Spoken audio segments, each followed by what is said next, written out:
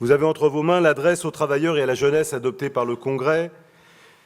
Nous nous étions fixés que ce Congrès soit un Congrès ouvert, il l'a été.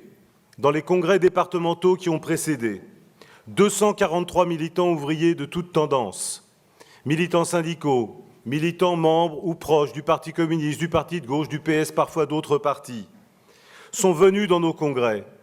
Ils ne sont pas contentés de participer à des assemblées publiques du POI, à venir comme certains dans ce meeting ou dans des réunions débat. Ils étaient dans nos congrès, des dizaines d'entre eux étaient dans notre congrès national, et ils y étaient non pas comme invités ou comme observateurs, ils y étaient pour participer pleinement à la discussion politique et à l'élaboration de la réponse à la question posée: que faut-il faire dans la situation actuelle?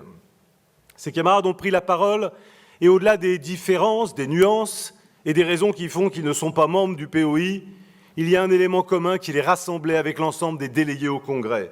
Cet élément peut être résumé de la manière suivante. L'heure est venue pour les travailleurs et le peuple de ce pays de se préparer au combat contre la politique du gouvernement Hollande héros et pour bloquer et pour défaire cette politique. Quelques jours avant notre congrès, Hollande a déclaré « La Commission européenne n'a pas à nous dicter ce que nous avons à faire ».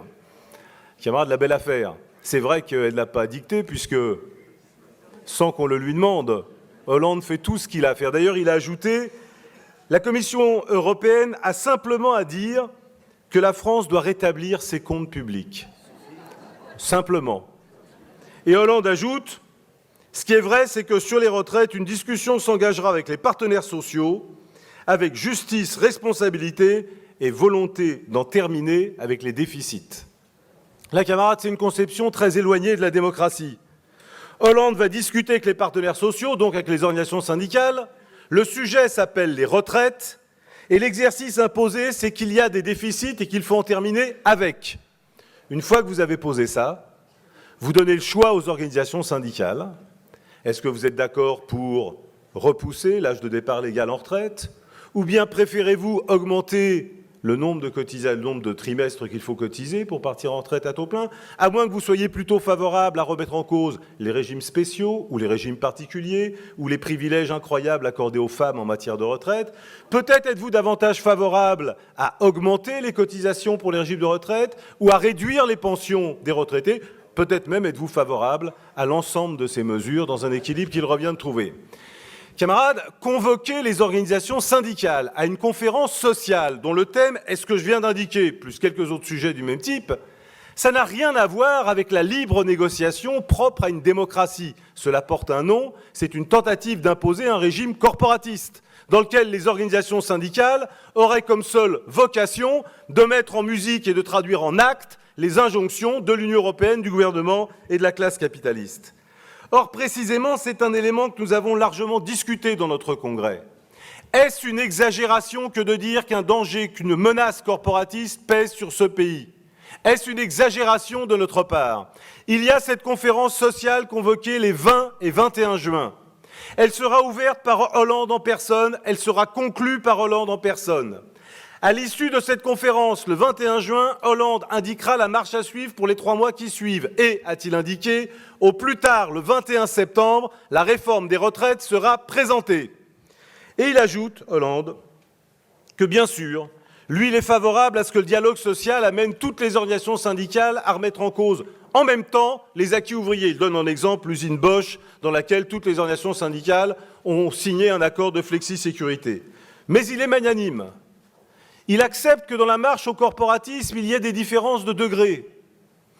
Il déclare « Je veux saluer le syndicalisme français, celui qui signe des accords, et à Bosch, je m'en félicite, ils ont tous signé, mais je salue aussi celui qui ne signe pas d'accord et qui se met autour de la table et cherche de bonne foi à trouver la solution. On a besoin de ce dialogue, on a besoin de cette concertation. » Les camarades enseignants vont retrouver là les longues concertations qui ont préparé la réforme Peillon et qui aujourd'hui se traduisent dans les prétendus comités de suivi auxquels certains responsables syndicaux participent pour démanteler l'école de la République.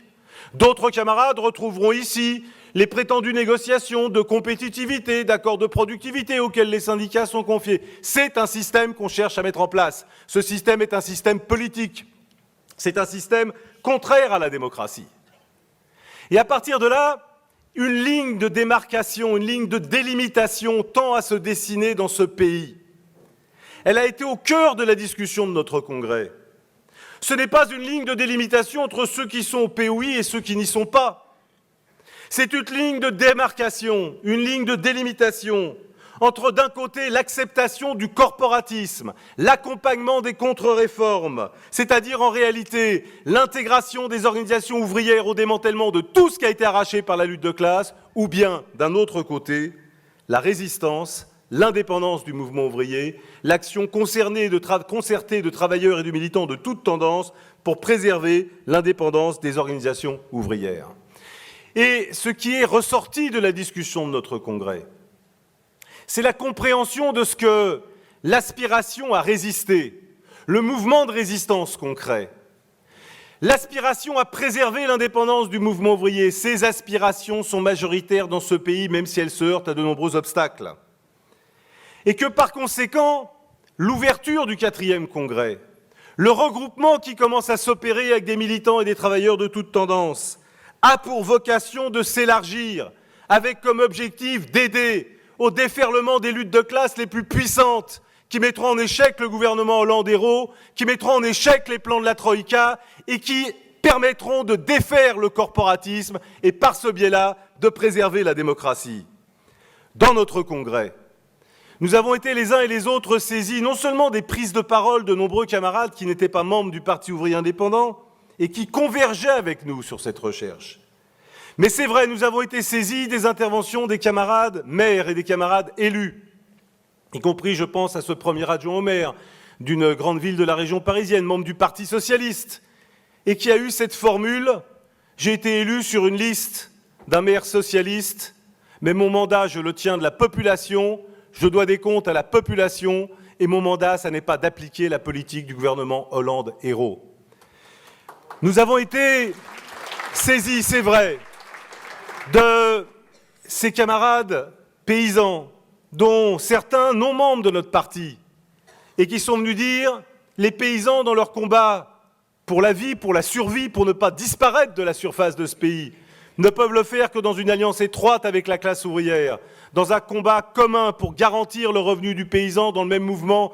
que celui qui consiste à garantir l'emploi du salarié, et que ce combat exige l'action commune contre la Troïka et le gouvernement.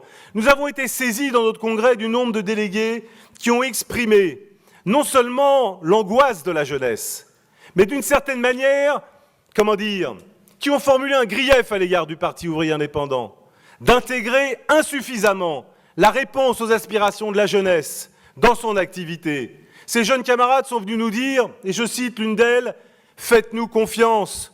Vous, les générations qui avez précédé, vous avez une expérience, transmettez-nous cette expérience, faites-nous confiance, mais pour nous faire confiance, il faut répondre à l'aspiration des jeunes qui ne veulent pas, comme une camarade nous l'a rappelé, passer de stage en stage, surexploités et non payés, qui veulent un vrai travail, un vrai salaire, dans des garanties collectives, et qui attendent du Parti ouvrier indépendant qu'il fasse des propositions dans ce sens.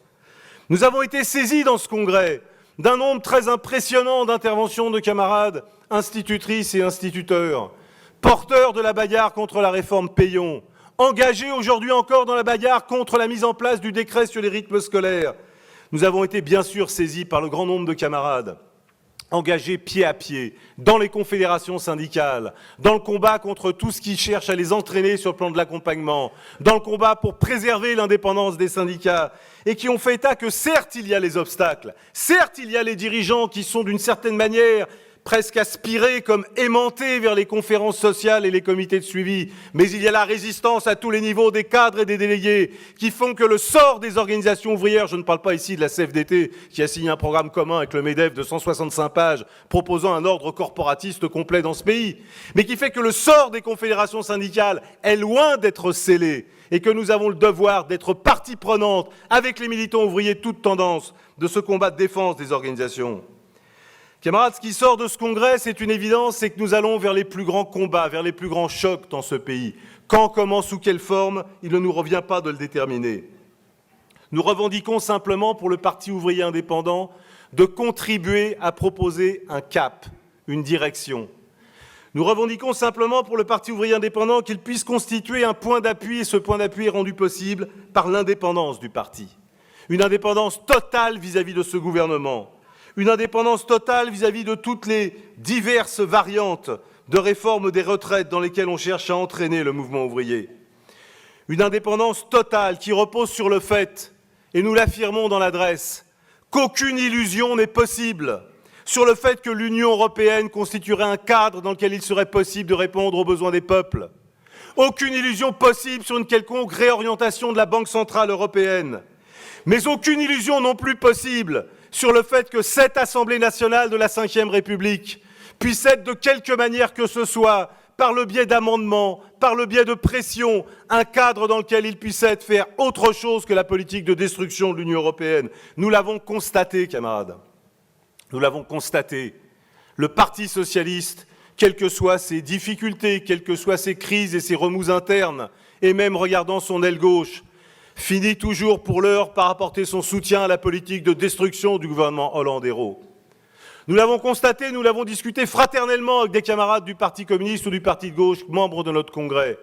Certes, lorsqu'on entend un certain nombre de critiques formulées par le Front de gauche, elles résonnent, je dirais, sympathiquement à nos oreilles parce qu'elles correspondent à des critiques que beaucoup de travailleurs, y compris adhérents du Parti ouvrier indépendant, sont prêts à faire.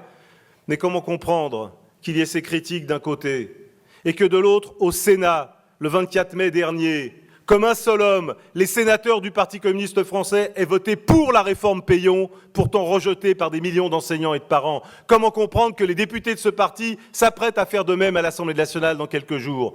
Comment comprendre que dans les régions, dans les départements, dans les communes, dans nombre de cas, pas toujours certes, mais dans nombre de cas, les élus du Front de gauche acceptent, avec ceux du Parti socialiste, d'adopter les budgets d'austérité, de réduire les dépenses sociales, de fermer des crèches, d'augmenter les tarifs de cantine. Camarades, il y a là une contradiction qui nous amène évidemment à considérer que seul un combat de rupture avec les institutions de la Ve République et de l'Union européenne peut permettre d'avancer. Alors encore une fois, ces réponses, nous ne cherchons pas à les imposer. Nous avons engagé une discussion fraternelle avec des camarades qui partagent certains de nos points de vue, qui n'en partagent pas d'autres, et nous entendons la poursuivre. Nous avons décidé que ce congrès ouvert ne serait pas un point d'arrivée, mais un point de départ, que cette ouverture doit s'élargir dans les assemblées qui vont se tenir dans les prochaines semaines, dans le meeting central convoqué au mois de septembre à Paris. Nous avons décidé d'ores et déjà que le 5e congrès sera nécessairement un congrès encore plus ouvert que le 4e, parce que nous ne sommes qu'au début de cette discussion, parce que nous savons que des centaines et des milliers de travailleurs militants de toutes tendances, qui ne sont pas au POI, qui sans doute n'envisagent pas de le rejoindre demain matin, cherchent comme nous à travailler au groupement de toutes les forces qui se situent sur le terrain de l'indépendance de classe, cherchent comme nous à rassembler toutes les forces pour défaire la politique anti-ouvrière, réactionnaire et corporatiste du gouvernement Hollande-Hérault. Nous savons que des milliers, comme nous et avec nous, dans les syndicats, combattent pied à pied contre les tentatives de transformer les syndicats en instruments du gouvernement et de l'Europe, pour préserver les syndicats au service de la classe ouvrière. Alors, camarades, les décisions prises dans notre congrès, elles visent à aller dans ce sens. Et c'est pourquoi il n'y a nulle contradiction. C'est pourquoi notre congrès a décidé aussi de tout faire pour renforcer le point d'appui que je viens d'évoquer, renforcer le Parti ouvrier indépendant en appelant les travailleurs et militants qui partagent son point de vue à y adhérer, renforcer et élargir la diffusion de l'hebdomadaire Information ouvrière, inviter toutes et toutes à participer à ces tribunes libres, à la libre discussion dans ces colonnes et gagner pour commencer la campagne des abonnements d'été. Camarades, vous disposez de cette adresse aux travailleurs et aux jeunes. Vous la lirez, vous la discuterez, vous la diffuserez autour de vous. Multipliez les occasions d'en discuter avec des travailleurs militants de toutes tendances. Demandez-leur ce qu'ils en pensent. Nous n'imposons rien. Nous ouvrons une discussion et en ouvrant cette discussion, nous voulons à notre échelle aider à ouvrir la voie au déferlement de la lutte de classe qui balayera cette politique. À bas le corporatisme ennemi de la démocratie, à bas la conférence sociale et vive le mouvement ouvrier indépendant.